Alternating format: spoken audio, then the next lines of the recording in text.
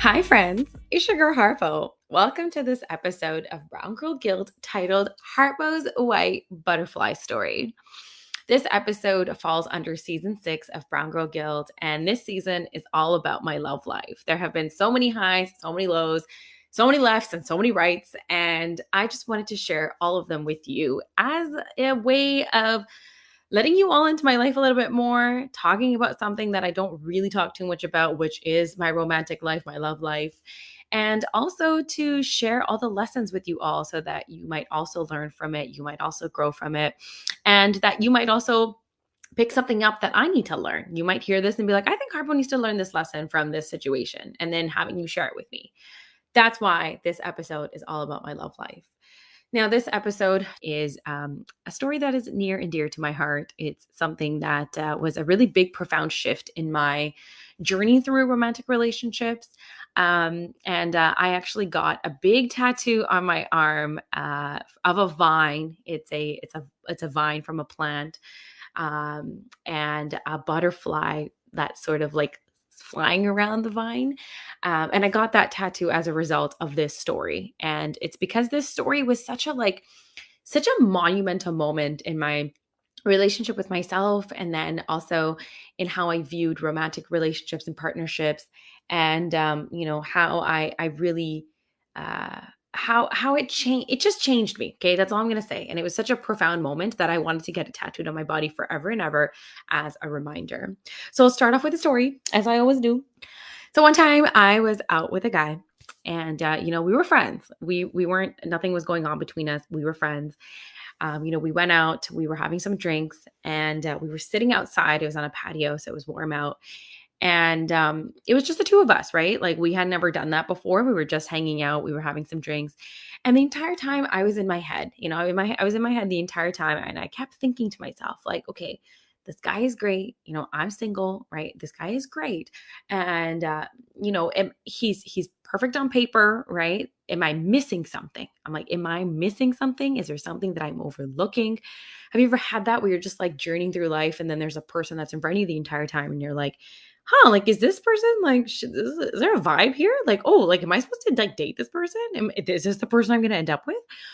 That happened to me for the first time in my life, where I was like, am I missing something? Like, he's literally great on paper. Are my own fears getting in the way? Like, is it my issue with commitment? Is it my issue with, abandonment? Like, what is it? Like, am I missing something? And so the entire time I'm in my head, we're trying to have drinks. This person probably has no idea that I'm thinking all of these things in my head. And just as I was thinking this, right, like, literally, I'm not even making this up, as these thoughts are still swimming in my mind, a white butterfly comes and sits on my cheek. Okay, sits on my left cheek, like literally at the apples of my cheek. So much so that I was like, oh, I was like startled. And then it went and sat on my left shoulder.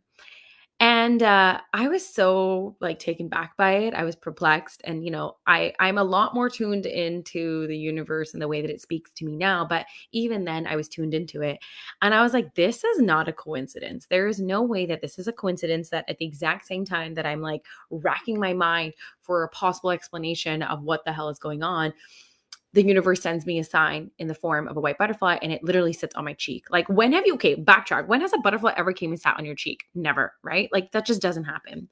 So I didn't understand it at the time, but I did take note of it. I was like, okay, I'm going to come back to this. So the entire night happens, I go to sleep. I wake up the next morning early, and I Google what a white butterfly symbolizes. And when I searched it up, basically the symbol of white butterfly is like transformation, change, a new perspective, like a shift. And I was like, okay. Like, fully not understanding it yet, but I was like, okay, we're going to roll with it. So I sat down. I was like, I'm going to meditate on it. I'm just going to let the explanation of the white butterfly for me, in my case, now having known what it represents, sort of speak to me. I'm just going to let it guide me. And what came up in my meditation was, transformation and a shift and like a move in the right direction, but with a little bit more context. So when I was sitting in meditation, I realized I am attracting new and better, in the case of romantic partners. I think in the past, I wasn't really attracting the right people. I was always attracting, mean people, emotionally manipulative people, people who weren't really like my match, or just people who weren't really reflective of the kind of person that I actually saw myself with. And so when the white butterfly came and sat on my cheek, to me, it really signaled that I was starting to attract better and brighter and people that were a little bit more aligned, right? And so what I realized was, even though the entire time I was sitting in that exchange wondering if like I was missing something and if this person truly was like quote unquote the one, it didn't actually like that wasn't actually what was going on. And so this butterfly coming down and sitting on my cheek just was sort of an indication that even though I didn't actually like this person like that after all, I was still starting to attract better, right? And so if I just take a look at this person for a second, some of his qualities were that he was really working on himself. He was really sure of himself. He was really aligned in his career and he was going for what he wanted. He was really tuned in and like was reading the books, was going to therapy, was really in like a healing phase. And that he was really committed to his own growth and he was doing the work, right? And on top of that, he was really kind. He was really respectful. He like loved taking care of his loved ones. And like overall, all around, like a really good person. Like nothing that I can say about this person that wasn't that there was anything wrong with this person, right? But it also signaled to me, the butterfly signaled to me that while yes, he like did match the list I'd written out of like the kind of partner I want to attract, there was nothing missing. Like I wasn't missing anything. It's just that it wasn't aligned for me, right? And that there was this feeling that I had, and the feeling was that this person is not my match. Not in a way where I'm better or they're better, but it's just that we're not a good fit, right? That we're not aligned. And so that feeling was something that I needed to honor. And the butterfly sort of swooped in literally to remind me of that, right? To really remind me that no matter what I'm supposed to do or how I'm supposed to feel, and no matter how good it is on paper and what everybody around you is saying, the feeling that you need to honor is that gut feeling. It's that intuition. It's that intuitive feeling, that voice in your heart, in your gut, in your mind that tells you that this is not for you, right? I think we do that so much where we just ignore that voice, right? Like there's multiple competing voices in our bodies all the time. And so often we ignore the one that's telling us that something is not for us. And of course, this person matched my list, right? They matched a lot of the points on my list that I'd written down for the kind of partner that I want to attract. But yet there was this overwhelming, lingering feeling that, I was making the right decision by not pursuing this. And yet I was still puzzled. I was still confused, right? And I think that the reason that we dishonor the voice in our bodies is because we're trying to convince ourselves of something because we're fearful, right? Like we're fearful, okay, so if I don't pursue this opportunity, I might not get another one, right? Or that like I might miss this chance to be happy and I might miss this chance to have whatever I want. So we really anchor into fear. I think the other thing that we do is we start to shrink ourselves, right? We think that what we want is too much, it's too big. And so we shrink ourselves. And, that might not make sense right away, but like truly we are shrinking ourselves, right? Because if you are making excuses for the person, you're trying to convince yourself that this person is right. And if you're settling, these are all ways of shrinking ourselves, right? And so shrinking ourselves doesn't just only have to be in the way that we speak and the way that we carry ourselves or like the decisions we make or the careers we choose. Shrinking ourselves is about shrinking our expression, shrinking and making small what we truly want. And so if you want a different partner, if you want something different, then you if you don't go for that and you settle, then you're shrinking, right? You're shrinking yourself. And I've been thinking about this a lot where I keep bumping into, I keep getting asked like, okay, you don't have a partner. When are you going to get married? Or I've been told so many times that my standards are too high. I was like, well, no, none of those things are actually true. First of all, I'm not running out of a window, right? Like I can get married literally whenever I want in life. Second, I don't actually have high standards. I have standards that are really good for me, right? They work for me. It's like if I was to, let's say, throw all that away, right? If I was to just settle, if I was to just, I don't have a shortage of guys, like, 'cause that's not the case, right? It's never the case. but if I was to just go for whatever is convenient, right? And just go for good enough, that is shrinking myself, right? And I've been teaching myself and I've been really working on myself to not shrink myself. And so why would I shrink myself in the biggest aspect of my life, right? Like, why would I do that? And so the antidote to shrinking yourself is to honoring yourself, right? It's to honor what you truly want. And so even though, something might look good on paper, it doesn't necessarily mean it's going to be the best thing for you.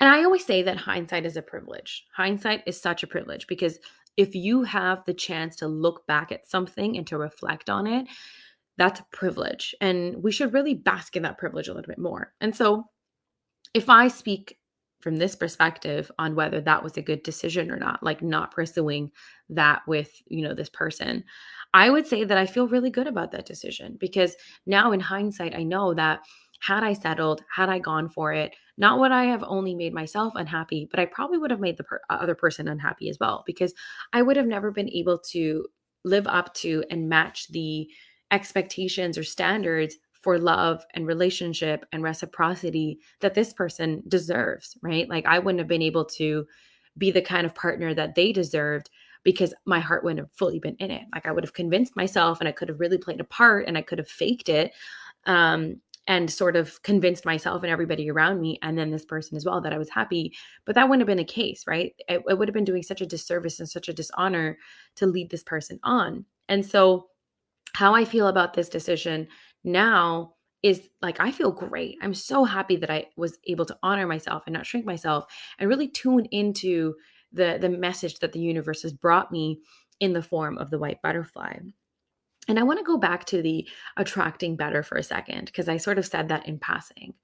The white butterfly to me was a signal that I was attracting better. And that's true. I think since then onwards, the kinds of people that I've attracted has only gotten better. And the reason I say that is because not because all of a sudden my relationship with deservingness, changed, and that like, all of a sudden like nicer guys were just popping up. That's not the case. I'm working on myself, right? I'm really working on myself. I'm sitting with myself and I'm choosing to feel everything. I'm honoring myself through all the ups and the downs, all the lefts and the rights, all the lows and the highs, and really committing to learning myself and loving myself and not filling voids with other things, just allowing myself to sit in the void of whatever is going on. And so because I'm working on myself, I'm starting to attract people who are also committed to the same, right? Thinking about the same or doing the same, right? And it's because everyone in our life is a mirror, right? So we attract people on the same frequency as us, on the same wavelength as us. And so if I was starting to attract better, it's because I was better, right? I'm starting to do better and I'm starting to, really commit to loving myself and honoring myself. And so I'm attracting people who are also sort of doing the same, right? And so this has been such a good, helpful reminder to me because, in the past, I would always get nervous about going on dates or nervous about, hanging out with a guy or something.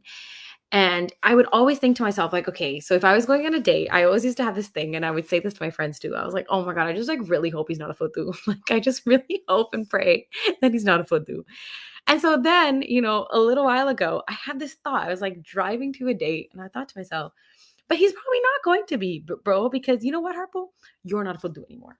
Straight up, you're not a fudu anymore. So when you go there, he's not going to be one either, right? Because if that is the way that the universe works, if that is the law of matching or whatever, if that's the law, then of course I'm not a fudu anymore, right? Truly, I'm not. Maybe at one time in my life I was, but I'm not anymore. And so if I get there, he's not going to be one either, right? So that's really helped me calm down and enjoy and be in the present moment and know that it's getting better, right? And I'm really able to embrace each of those situationships or whatever in a more positive way, in a more helpful way, in a way that is more conducive to my growth and healing. So, all that to say, the universe is always speaking to us. It truly is. I mean, most of us are walking around oblivious to it. Some of us are like, okay, I get it. I get it. I get it. I get it. Every 3 seconds you're talking to me.